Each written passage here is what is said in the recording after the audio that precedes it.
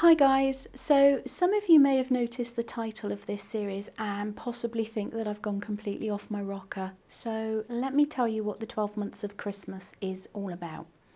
Every year in our household we make gift baskets which we give to family, friends and neighbours at Christmas. And I think there's something truly wonderful about receiving homemade gifts. By their very nature they show somebody that they're worth your time and effort. So I'm going to share with you some of my makes and recipes, which by the end of the year will assemble into some of the most wonderful gift baskets, and also some goodies for you and your family too. We are going to be exploring many different crafts over the coming months, from mead making to beading, and of course some needle felting. You could choose to have a go at some of the items, or you can have a go at them all. It's entirely up to you. Some of the makes will require extra equipment, and everything will be listed out on the website. But this is a great way to get a jump on things, and it takes a lot of the stress out of what is a very busy time of year. Recipe sheets and downloads can be found on the Mums Makery website. That's mumsmakery.co.uk. And please do just take a moment to like this video and subscribe to the channel, as we will be bringing you a new episode each month. So sit back and let's take a delicious and crafty journey together over the next 12 months.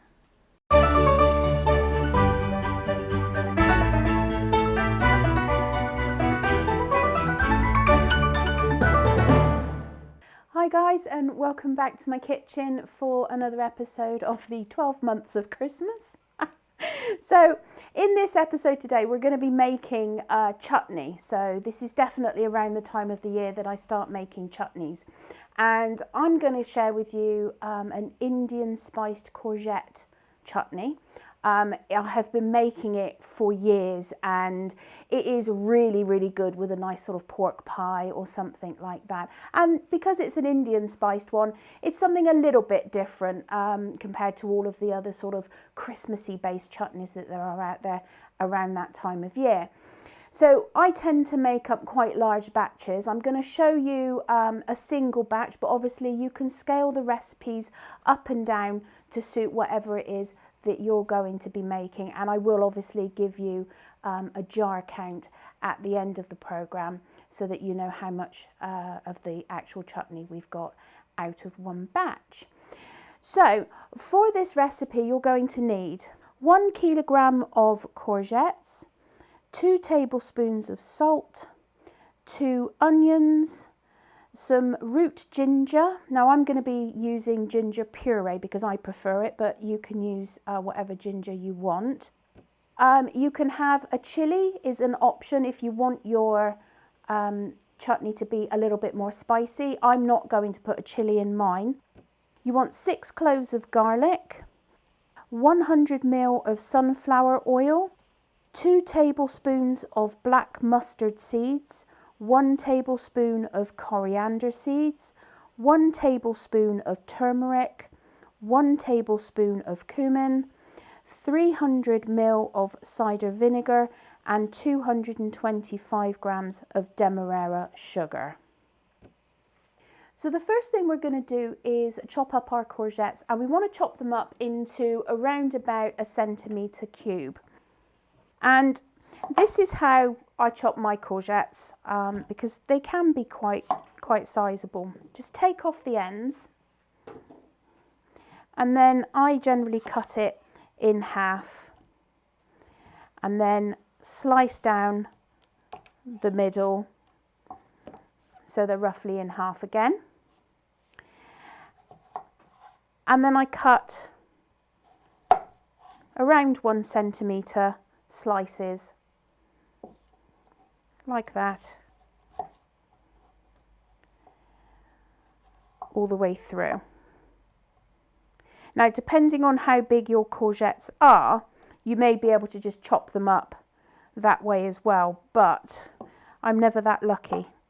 So these end bits I can chop up, but when we come to these slightly thicker bits, I slice them down the middle again and then chop them up that way. And you're going to get a little bit of variation, but that's fine. So again, just down the middle. And cube them up. So once you've chopped your kilo of courgettes, you're going to pop them into a colander and cover them with about 2 tablespoons of salt. Get your hands in there, mix the salt all over the courgettes, and then pop a tea towel over it, pop it over a saucepan, and just leave the moisture to drain out of those courgettes, and you will end up with something that looks a lot like this. So now my courgettes have been thoroughly rinsed under the tap, and I'm just going to leave them to one side to drain off. What I'm going to do now is prep the sort of the bulk of the sauce for the chutney, and that's going to be the 2 onions, the 6 garlic cloves, the ginger, and 50 ml of the sunflower oil. This is going to be done in a food processor. You could chop it up by hand, but you really want to turn it into more of a pulp. So I'm going to roughly, I'm going to peel and roughly chop my onions.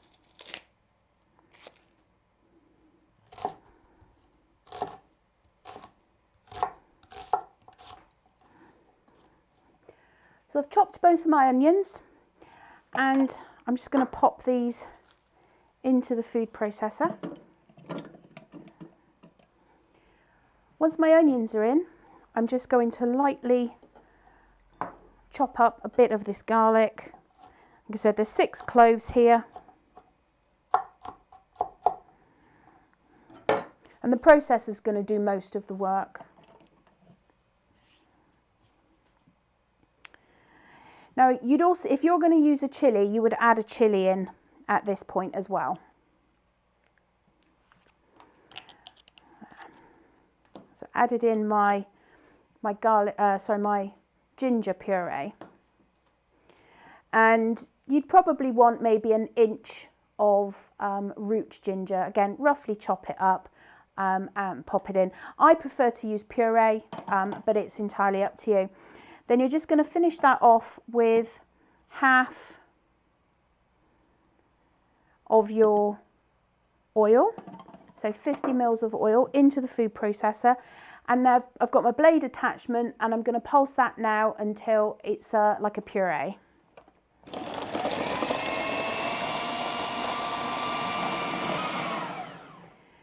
So once it's had a good mash up in the food processor, I'm just going to scrape down the sides and go at it again just for another minute. There we go. So that's the pulp prepped.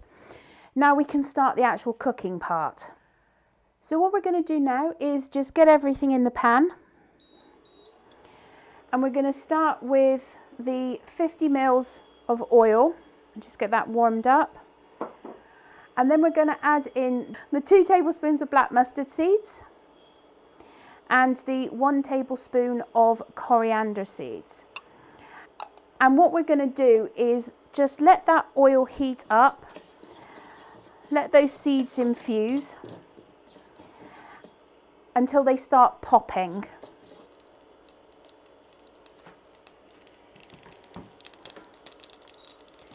So you can probably hear now that they're starting to pop, and that took a couple of minutes.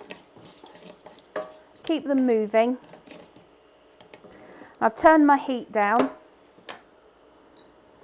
and now we're going to go in with the turmeric and the cumin. And again, just mix that up. This is only going to need about a minute. Pop my heat back up a little bit. Bring that heat back up gently, because you don't want to fry this. So those seeds have started popping again. So I'm going to take my heat right down.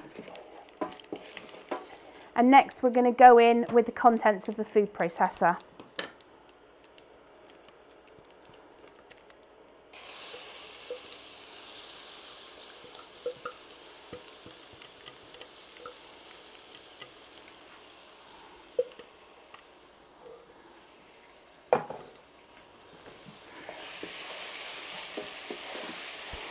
stand well back.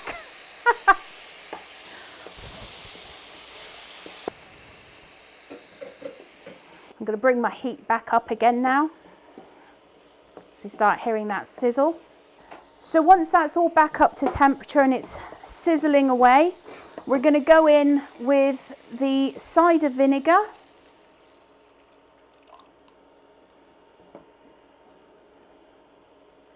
And then the demerara sugar. And we're just going to get that sugar to dissolve. There, look at that. The colours are amazing. At the moment it smells very, very strong of the vinegar. I'm just going to bring that back up to temperature. And next we're going to go in with the courgettes. And, you know, I would try this recipe out, see how you like it, and then you can always adjust. There's the courgettes. So what we're going to do now is I'm just going to leave that blipping away for maybe about half an hour, because we really want to reduce some of this liquid and intensify the flavour.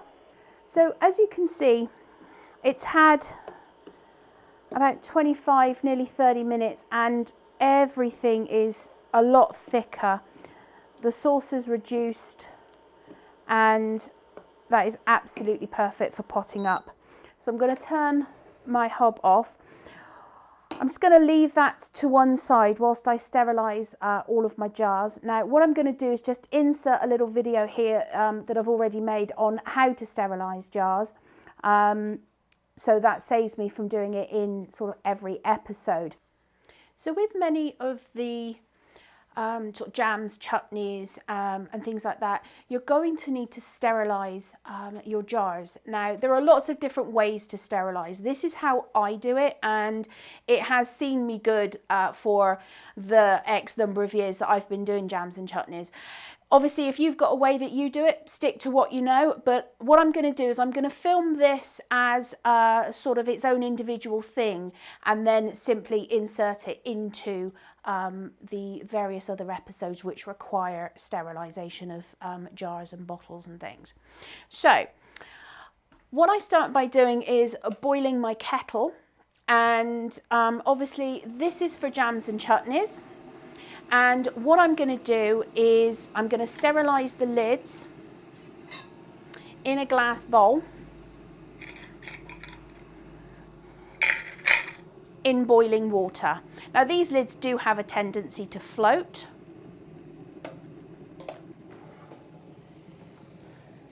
So I'm just going to pour in enough water to cover those lids. And then I'm going to pop another bowl on the top. In fact, that just needs a little bit more. Just to keep them nice and submerged in that bowl. Now to sterilise the actual jars, what I do is first off wash them in hot soapy water, get them nice and clean, make sure there's no grease and stuff on them, and then rinse them off. You want to make sure that you rinse off any detergent or anything that are on the glass jars. Next, what I'm going to do is once you've rinsed them off, just leave a little bit of water in the bottom, and it is only a tiny little bit of water. And the way that I sterilise my jars is using a microwave. So I'm going to put my jars in the microwave, and